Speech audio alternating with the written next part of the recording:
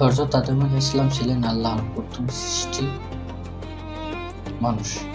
আল্লাহ তাকে সৃষ্টি করে জান্নাতে বসবাসের সম্মান দিলেন। আল্লাহ ছিলেন শান্তি, সৌন্দর্য আর অন্তর প্রশান্তির স্থান। কিন্তু শয়তানের কুমন্ত্রণায় পড়ে হযরত আদম আলাইহিস সালাম ও হাওয়া আলাইহিস সালাম আল্লাহ নিষেধ করা একটি গাছের ফল খেয়ে ফেললেন। সঙ্গে সঙ্গে তারা বুঝতে পারল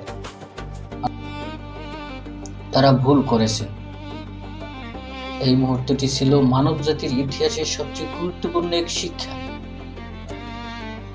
হযরত আদম আলাইহিস সালাম কোনো অজুহাত দেয়নি, অহংকার করেনি, নিজের ভুল অন্যের উপর চাপায়নি।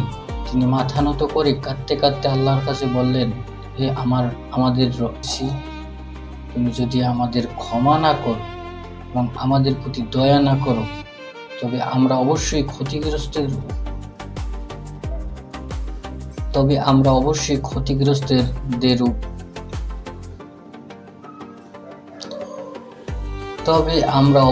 ক্ষতিগ্রস্তদের অনুতপ্ত হৃদয়ে ডাক শুনব। হযরত আদম আলাইহিস সালামের এই তওবা কবুল করলেন।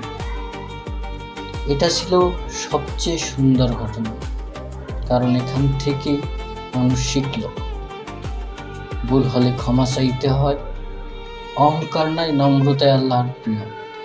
আল্লাহর রহমত সবচেয়ে বড়।